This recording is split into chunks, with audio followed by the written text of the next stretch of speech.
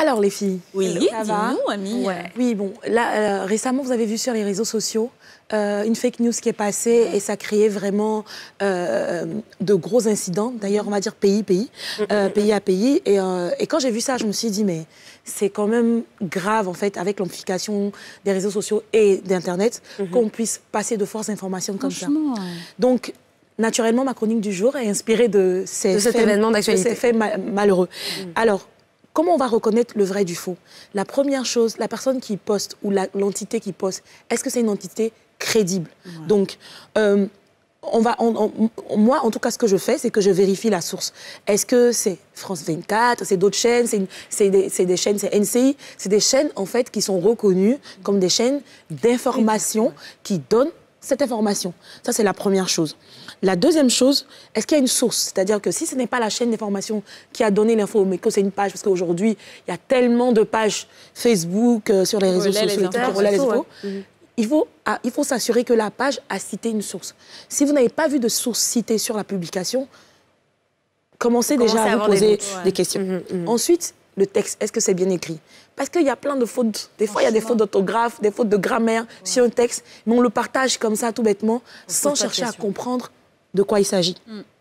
Enfin, aussi, est-ce que la nouvelle, c'est une actualité? C'est toujours d'actualité. Par exemple, on voit des posts où on va te dire Denzel Washington a dit XY, mais ça devait être il y a 10 ans, il y a 20 ans.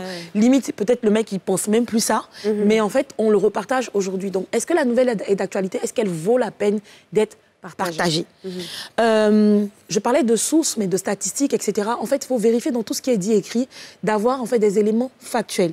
Donc, si on te dit qu'en Côte d'Ivoire, les femmes sont méchantes, quelle est la source? Quelles sont les statistiques? Quelle est l'étude? D'où ça vient? C'est ça, c'est très important. Et aussi, est-ce que l'information est reprise par les médias? C'est vrai que des fois, il y a des fake news qui ont été reprises par des médias. Je crois qu'il y a je ne sais plus qui, on a cru qu'il était décédé, parce que sa page, je ne sais plus quel, je crois que c'est un acteur. Quoi qu'il en soit, vérifiez en fait si ces informations sont reprises par des médias, comme je dis tout à l'heure, qui sont des médias crédibles, reconnus. Et en fait, il y a la possibilité d'aller regarder sur Internet. Google donne cette option-là, par exemple, une image, on tape image.google.com pour vérifier la source de l'image. La source, ou vérifier si la photo est un montage ou ce n'est pas un montage et tout. Donc, faire attention à tout ça. Et franchement, dans le doute, ne pas partager. Et petit message à nos mamans et nos papas qui nous partagent nos tantes. WhatsApp. Et franchement, tout le temps, ils voient les choses, nous envoient plein. Arrêtez, parce que... Arrêtez. Voilà. Ça, c'est divulguer des fake news. Donc, évitez dans le doute de partager, parce que ça crée des pensées alarmistes et ça amplifie. C'est très important. Et moi-même, je vais ajouter ton truc sur les avatars. Aujourd'hui, quand une nouvelle veut sortir, là, c'est les avatars qui postent d'abord. C'est-à-dire, les gens, la page se crée genre 2 jours avant, et puis c'est un avatar, c'est photo d'un chat qui est dessus, et puis la personne... Ça, c'est vraiment... C'est aussi un truc qui permet de déterminer la véracité ou pas. Et pour conclure, en fait, avec Internet, donc les sites Internet et les réseaux sociaux, il faut toujours prendre du recul quand on voit une information. Parce qu'on a tendance à rapidement susciter nos émotions. Prendre toujours du recul. D'abord, lire, attendre qu'on ait plusieurs informations qui sont concordantes avant de pouvoir partager, amplifier ou en parler. C'est très important, et je suis contente que tu en parles parce que, en réalité, comme tu dis, ça peut être très dangereux même de partager des fake news. Moi, j'ai tellement fait ce travail avec des membres de ma famille, des tantis et des mamans, effectivement, qui partageaient tout et n'importe quoi, surtout pendant la période de Covid, parce qu'on sait que c'était une période très sensible aussi.